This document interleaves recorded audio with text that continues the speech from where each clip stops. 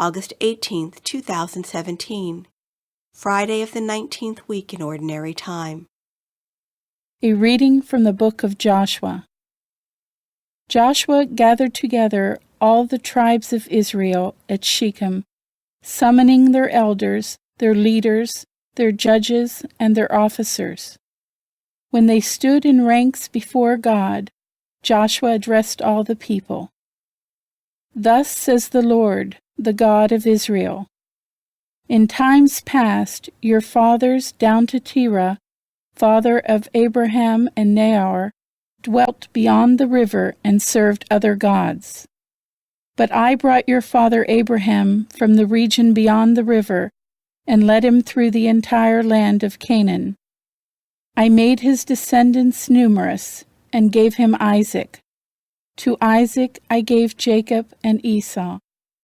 To Esau I assigned the mountain region of Seir in which to settle, while Jacob and his children went down to Egypt. Then I sent Moses and Aaron, and smote Egypt with the prodigies which I wrought in her midst.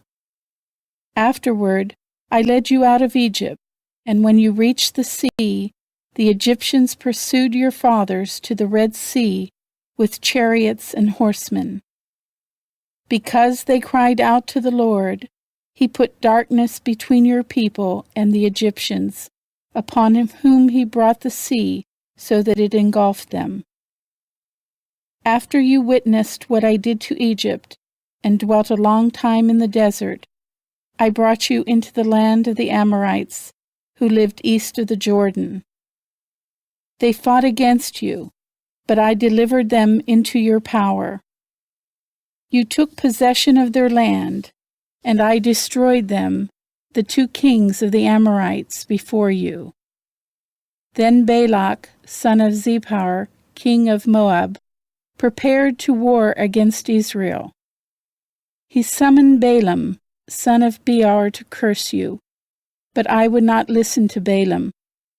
On the contrary, he had to bless you, and I saved you from him. Once you crossed the Jordan and came to Jericho, the men of Jericho fought against you, but I delivered them also into your power.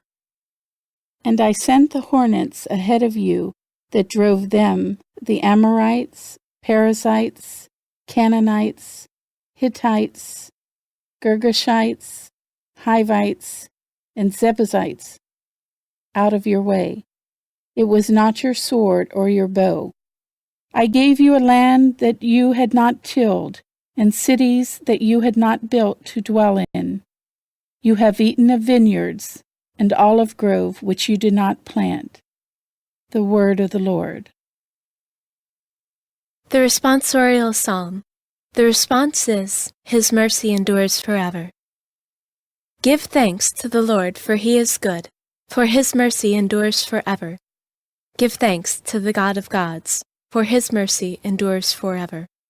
Give thanks to the Lord of lords, for His mercy endures forever. His mercy endures forever. Who led His people through the wilderness, for His mercy endures forever.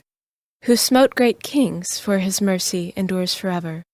And slew powerful kings, for His mercy endures forever. His mercy endures forever. And made their land a heritage, for His mercy endures forever.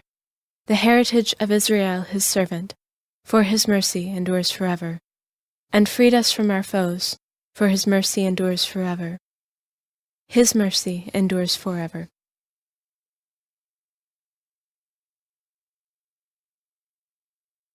A reading from the Holy Gospel according to Matthew.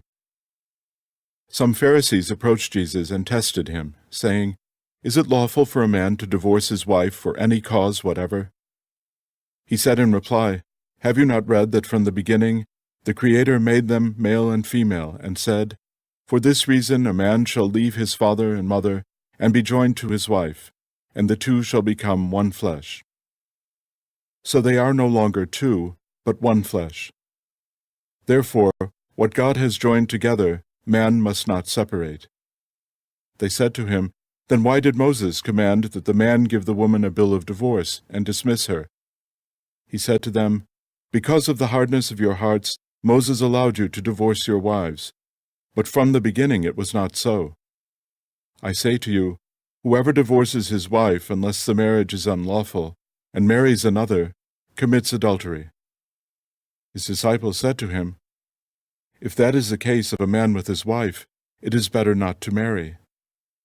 He answered, Not all can accept this word, but only those to whom that is granted. Some are incapable of marriage because they were born so. Some because they were made so by others. Some because they have renounced marriage for the sake of the kingdom of heaven. Whoever can accept this ought to accept it. The Gospel of the Lord.